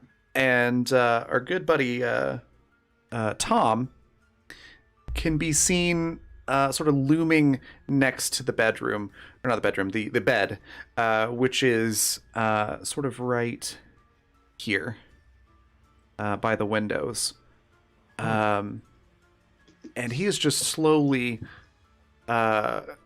making these loud sort of stomping footsteps walking towards you. Glorious timing. Everybody else, your flashlights, if you have video cameras, anything like that, they are all freaking out right now.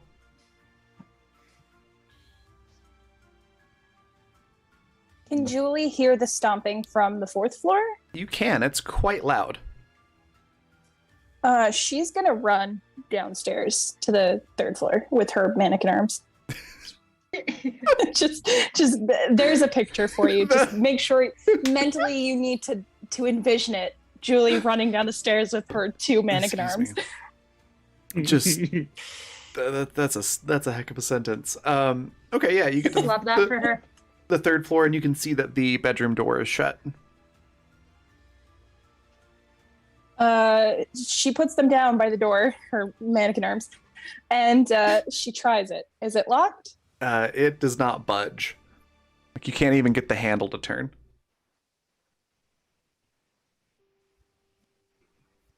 Fire it is. Yeah. How about Eli? What are you doing? Are you waiting for him to get to you, or you're running around? What are you doing? Just hanging. In the time that it takes him to sort of cross this room. Also, did I use all the cleansing herbs earlier? I think you had 2 of them, so you have 1 left. Okay, that's gonna be a dangerous game to play with this one. Just really quickly, can I scan the room and see if there's anything else brown in here besides Besides the house? what? Oh, brownstone man! house. Oh man! The house itself is made from brown stone, God. but it's specifically brown clothing that Tom seems to have an issue with. Yeah, is there any other brown clothing? Just as a quick check. No, there doesn't seem to be. Okay, so I'm not wearing the brown cloak anymore. I'm holding it though. The family just has video evidence of Tom outside, just like this ghostly figure punching the brownstone. Like, yes, this is the scariest bad. video we've ever got. Oh and as Tom is approaching, there's only the cleansing herbs are really the only sort of defense I've got against a ghost. That is true. So I'll try to evade him. Okay. Do you try to just move to the other side of the room, or do you retreat to the bathroom? Yeah, I'll retreat. to the bathroom because I've got a plan for how to finish him. Okay. You're able to get into the bathroom. I assume you shut the door? Yes. Okay. As you're on the other side of the door, you hear these footsteps just getting louder and louder as Tom is walking towards the door. And then the door starts to rattle as if he's trying to open it. It'll be over soon, Tom. You'll go to the next life, though you don't deserve it. For all your victims, this ends tonight. Quinn and Julie outside the door, just like, Julia's just literally in her mind going, the oh no, oh no, oh no, no, no, no. Oh, and then as you're yelling this, Eli, you can hear like the sound of almost like knives just sort of like cutting into the wood of the door, like it's trying to carve out a hole. What do you want me to do? It's a serial killer ghost. I'm not. There's no peace with this. Peace was never an option. But here's the Peace was thing: never you wouldn't antagonize him in life. So why would you antagonize his ghost? Bold of you to assume Eli. You know what? That's actually very fair. The tone you had with that just made me think like you wouldn't download a serial killer. maybe you wouldn't. Oh goodness. Eli, I've got, as this game has gone on, I have so many more headcanons for Eli. It's a good character. So what do you do? So while Tomo's messing with the door, Eli's going to put the how big's the sink? These guys are rich, so it's probably like unnecessarily large. Sorry. You could bathe a baby in this sink. Yes. How big that is. You could bathe a whole toddler in that sink. So he begrudgingly puts his brown cloak in there, and he pulls out the rest of his materials. He pulls out the salt container, even though I think he's out of salt. He pulls out. Oh, I don't think he actually collected his ghost journal, so it's not there. And he pulls out his box of candles. He already pulled the cleansing herbs out, puts it in there, and he pulls out the lighter, and tries to get it going. Yeah, it you get the cleansing herbs on fire, and then it sets the cloak on fire, and it goes up surprisingly fast. And as the last little bit of fabric that's still intact burns up, you've sort of had this scraping noise constantly going for a little while, and then all of a sudden it's just painfully quiet. There's no sound at all. Really? Just like that, huh, Tom? Also, Tom Wallace! Make yourself present! It catches me off guard every single time. every time. I keep forgetting about it. Really? But for Quinn and Julie, the door is able to be opened now. By the way, Okay, I was just about to ask that. and Yeah, Eli, Quinn runs in like, as you yell that, nothing happens. Looks like I win. Are there any marks on the door, like with the knife sound trying to like gouge into it? Are there any actual marks? Oh, there's deep gouges in the door. Nice. Quinn takes a photo for her journal. Perfect. Okay. So no more cleansing herbs, no more ward, no salt. Yeah. Okay. See, this is all well and good, but what happens when the homeowners come back and Miss Fashionista or this fashionista person starts using brown fabric? Well, I have some questions. Repeat business? Question mark. hey, Yeah, literally. Though. hey, Hila's up for that. Yeah. I mean, Quinn, just you guys are getting paid. I gotta feel. Well, it's a good idea to make sure that Tom is truly gone. Eli's got the ticket, the Ouija board.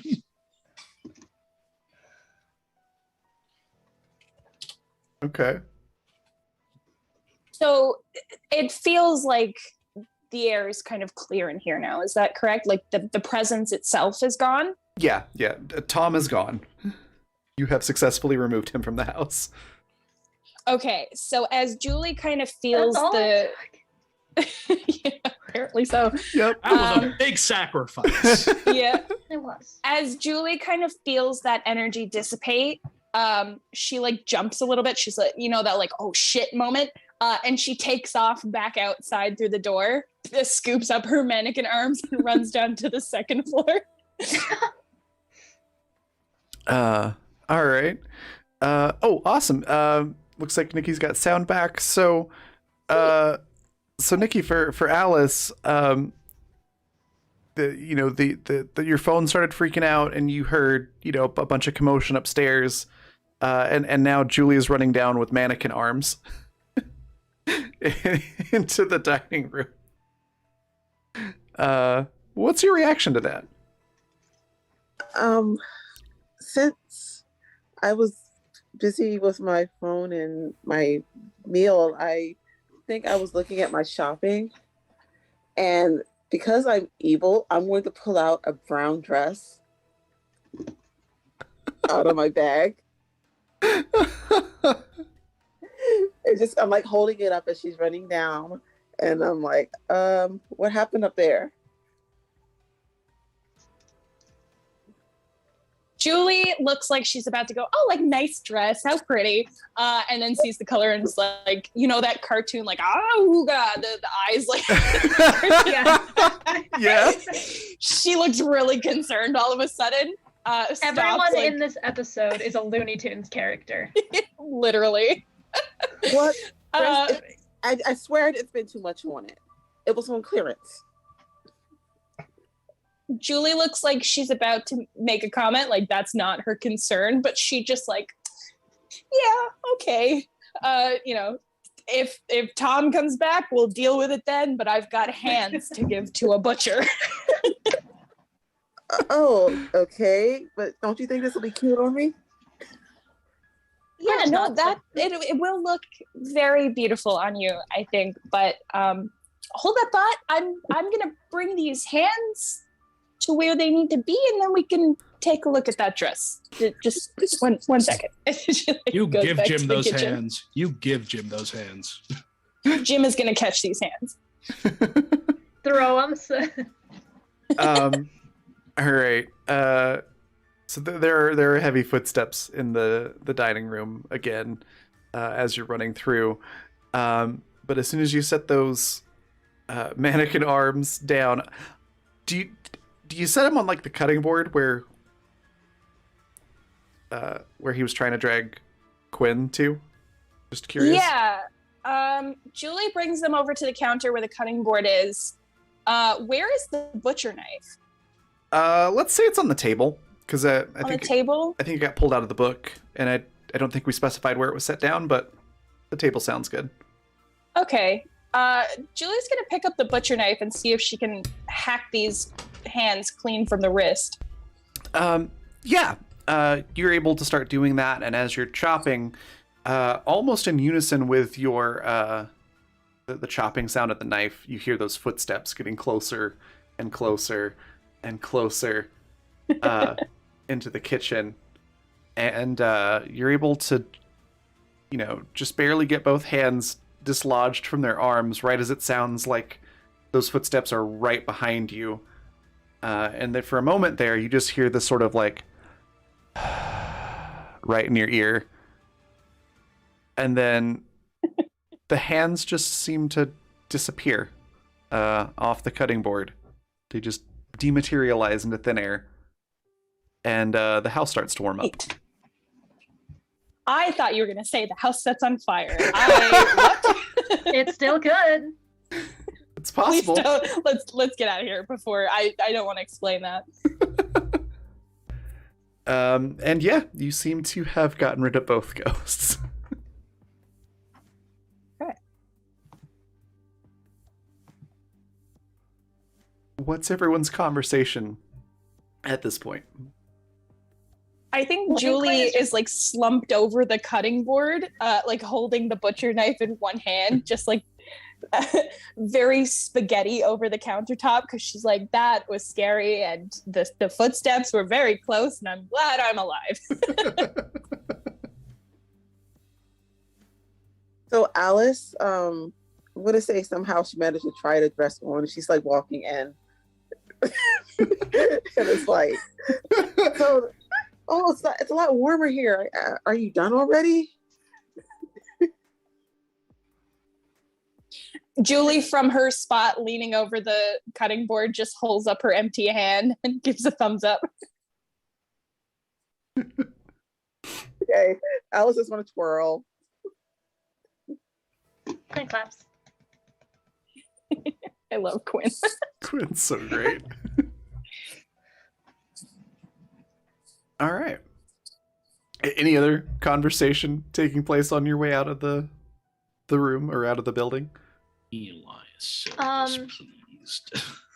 So I sorry. Quinn remembers that Julie likes grabbing things from the house. And I think she's gonna look around before grabbing the knife on the counter Okay.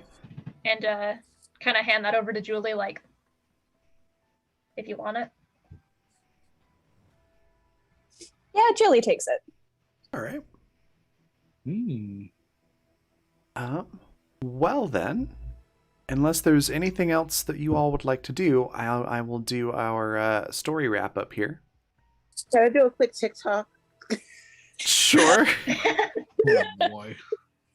Just saying, I think Alice does that, like quick TikToks after they're done. Yeah, you're able to do that.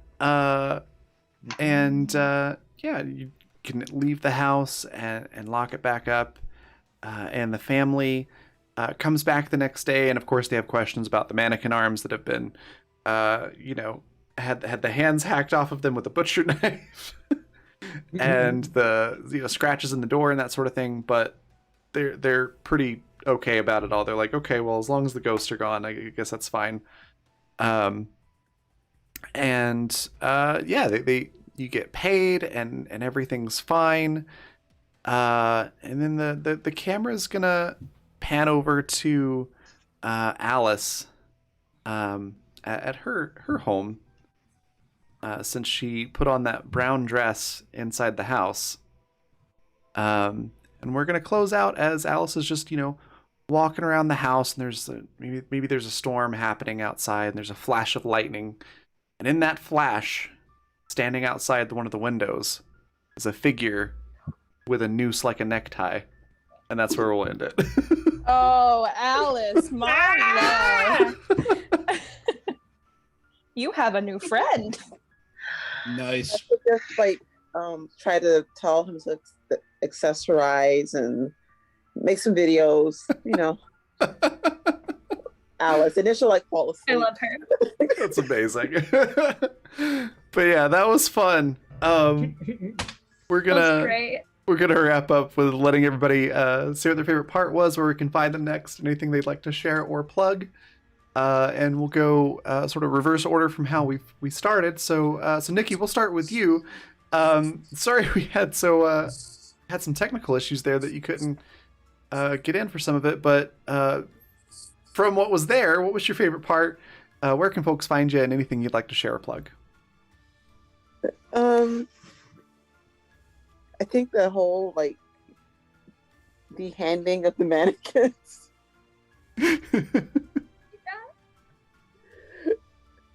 Like I kind of had a lot of tech problems, so I missed too much. But that just means that Alice is now the one who is always like an hour late with Starbucks. I love that for her. I am on tomorrow night on this same channel doing stuff on this channel. Yeah, Hopefully with tech issues. hopefully so. Yeah, and that'll be our Star Wars campaign over on Twitch tomorrow at 6 p.m. Mountain Time. All right. And then we'll hop over to V. What was your favorite part? Where can folks find you? Anything you want to share or plug? Favorite part, probably that last little bit with good old Tom standing outside the window. I know, like, let's joke, and Alice is gonna teach Tom how to do TikTok dances, but just visually thinking about that, like if I saw that in a horror movie, I'd be fucking terrified. Like it's such a tiny little thing, but for some reason the human brain is just like, might be small, but I'm big scared. That makes me happy. I'm so glad. Yeah, that was a really nice little touch. Just like the concept of only being able to see it in a flash of lightning, like that very momentary, it's there, but you can't see it unless it's under a very specific circumstance. Like, I think that kind of lends a little bit of scary to it, which is great. I really enjoy playing Julie. She's just one of those characters that I don't have to really put a whole lot of brain energy into, and not in the way that like I don't care about playing her, just that like she's easy for me to slip into and kind of get into the habit of playing her, which is really fun and great. I think she's a sweetheart, and just the image of her running around with mannequin arms made me really laugh today, so that's great. And then, just the whole session was absolutely fantastic. Eli, totally unexpected. Alice just showing up and being like, hey, I have Starbucks. Like, great, Alice, we're in the middle of a ghost hunt here. There's a serial killer. So Alice is fantastic. And then, of course, Quinn. I love Quinn every time she gets to interact with Julie. I think they've got such a cute little dynamic where Quinn actually knows a lot. Like she's getting into the habit and kind of finding her own footing within this setting. And Julie's just there for the ride. She's like, yes, Quinn, do your thing. We're gonna get you some experience, and we're gonna have a good time doing it. And yeah, it's just super enjoyable to see their dynamic with each other. So yeah, that's in terms of favorite part and all that good stuff. That's me. You can find my art on my art Twitter at Pepero Draws. It's Pepper like the candy. And I will be here tomorrow for Alipi Beskar when we come back to that. That is tomorrow, right? Yes, it is. Yes, today's Wednesday. Okay. Yes, I will be there. So check that out. Awesome. Next, we've got Magpie. What was your favorite part? Where can folks find you? And anything you want to share or plug? Oh man, I really liked again, just like visually, like the mental image that it gave me when Julie was like using the knife and you said that the footsteps were lining up with it. That, like, I don't know why that made me like so tense. It was very good and I enjoyed that a lot. I also, I really like playing Quinn and her little mix of well-intentioned, doing her best, and like, I think it was fun to give her the chance to like interact with different people and like work on a team. Because I think she's the kind of person that like, even if she isn't sure about what's going on, she like wants to learn and wants to like learn from other people. So I think it was fun to have her in a group like that. Also, Alice showing up with Starbucks made my night. That was very fun and I enjoyed that immensely. But yeah, as for me, I'm Again, I can be found on at Corvigay Art on both Twitter and Tumblr. Again, mostly fan art, TTRPG stuff.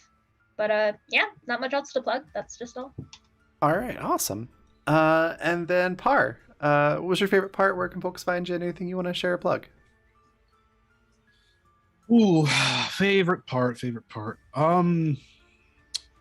I think I have one for all three other characters.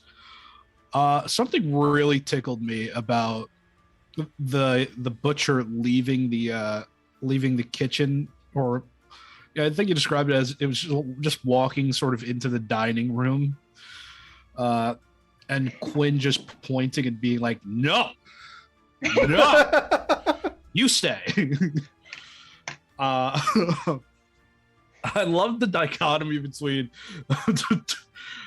Julie and Eli, because I had no idea that's what, I didn't know any of these characters. So just having Eli be very like aggressive and sort of like, we need to get these ghosts out of here. And then the Julie just like, no, we shouldn't do that. Yeah, she's very much soft in her approach.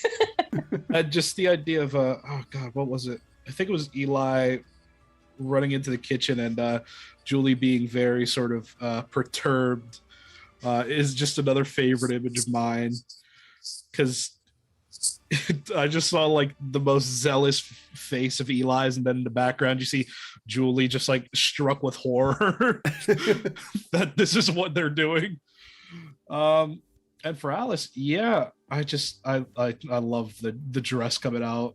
It's just like, oh, I have a brown dress. It's like, oh, I love that. She changed during the ghost investigation. Sorry, I interrupted, but like, she had something after. You have to try new stuff on, and you all had the investigation under control. Under control. Alice, I don't know about now that. you're gonna have to Under get something control. under control in a minute. Yeah. Under control is a strong word for that. You can find me next as well tomorrow, Elite Beskar, where we will be making the return. Yes. And Twitch, Mr. Par, I might stream more now that I have a nice fresh new mic, and Twitter at Par Professional, where I will post any projects I'm in. That's it. All right, awesome. Okay, my favorite Raven, part. Yeah. Just a quick question: was it Demon and Poltergeist? No, actually, it was Demon and Banshee. Oh, Sorry. I got excited. I was so close between the two, and I settled on Banshee internally, and I was sorry. I think I didn't go for Banshee because I know the Banshee is the one with the focus. Uh-huh. But my thought process was, if, say for example, all of us had showed up in brown clothing, would that have changed it from one investigator focus to spread out? So that, I think my brain kind of tricked me, or was like, okay, it focused on Eli, but that was specifically because of the circumstance. So I went with Poltergeist instead. That's fair. And I completely forgot that you said Poltergeist. Otherwise, it should have been harder to get rid of him. But I like how it ended up working out anyways. But also the like electronics and stuff being messed with when it was around definitely did lead towards Poltergeist too. Which is fair. Yeah. I think it was just, I know it's not technical, like it's not in the notes, so maybe it's a little bit cheating, but the number of times you mentioned it screaming made me go like, yeah. Yeah, that was another little in my subtle, brain at least. that was a subtle hint of like, maybe it's a Banshee. I did does not like banshees. They're too loud. It's fair. Oh, I did get Eli to go alone somewhere because I did want to. I wasn't thinking Banshee at all, but I was thinking like, if we can see if it's gonna, if it's more active when one investigator's around, that's a lot. Yeah. So I was like, yeah, let me go to the third floor, see what's up. That was, I mean, dangerous but smart. And so yeah, it was a toss up between Eli with the brown cloak, or Julie with the brown hair, and I rolled a die to see which one it would target. Basically, is how that ended up going. Okay. So Interesting. if Eli had gotten taken out, it would have been after Julie next. Aren't you happy? Okay. Aren't you happy it went this way? Yeah. Quinn just like, But yeah, favorite parts for me. Eli's voice is up there because caught me off guard every single time. But also I really enjoyed the use of the Ouija board and the just sort of like overzealous sort of we're gonna get rid of these ghosts, and just the contrast between that and Julie was great.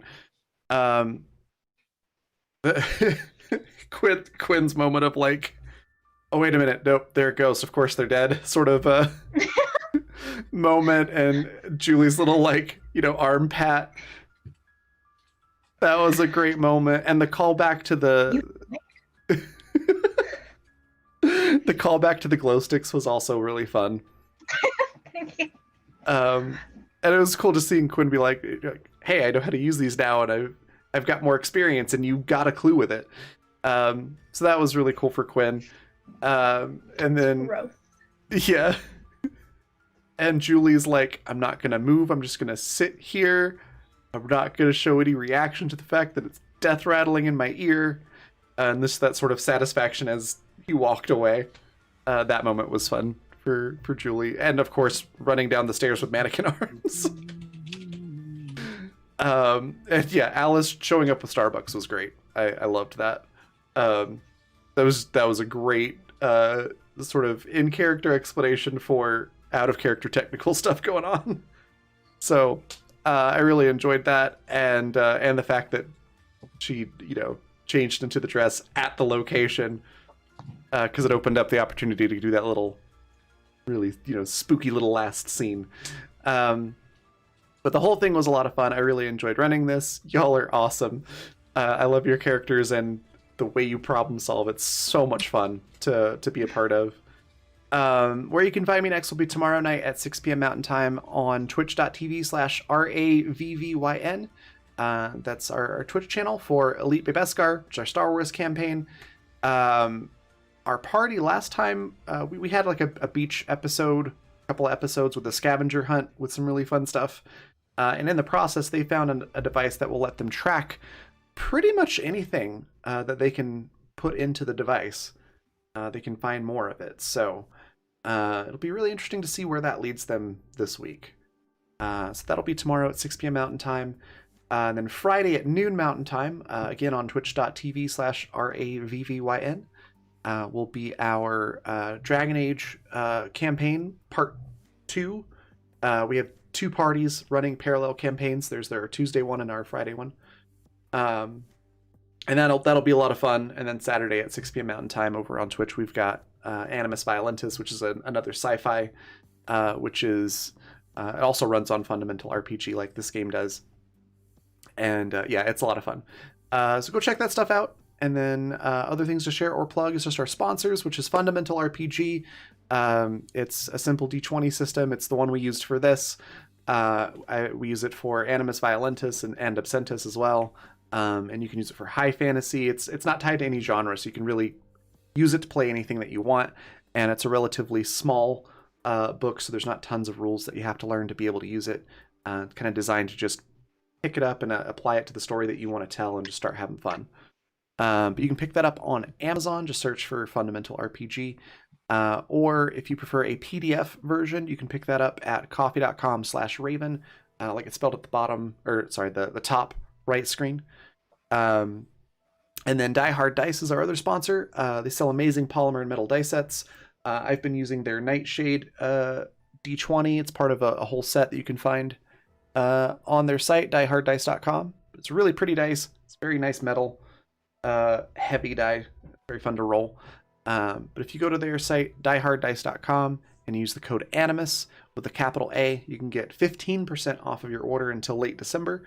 Normally it's only 10%, but they're running an extra discount. So you can get 15% off your entire order there.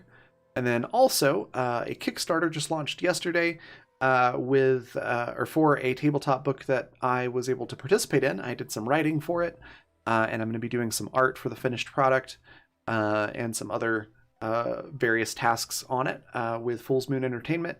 But it's called Checkmate, and it's a really cool urban fantasy sort of secret society type game around chess themes. So go check that out. I don't have the link handy, but if you go to Kickstarter and search for Checkmate TTRPG, should be the first one that pops up. I also did the voice acting for the trailer, just random trivia there. But yeah, go check that out, back it if you can. And then I think that's pretty much everything. So I will see you all tomorrow, and have a good night. Bye, everybody.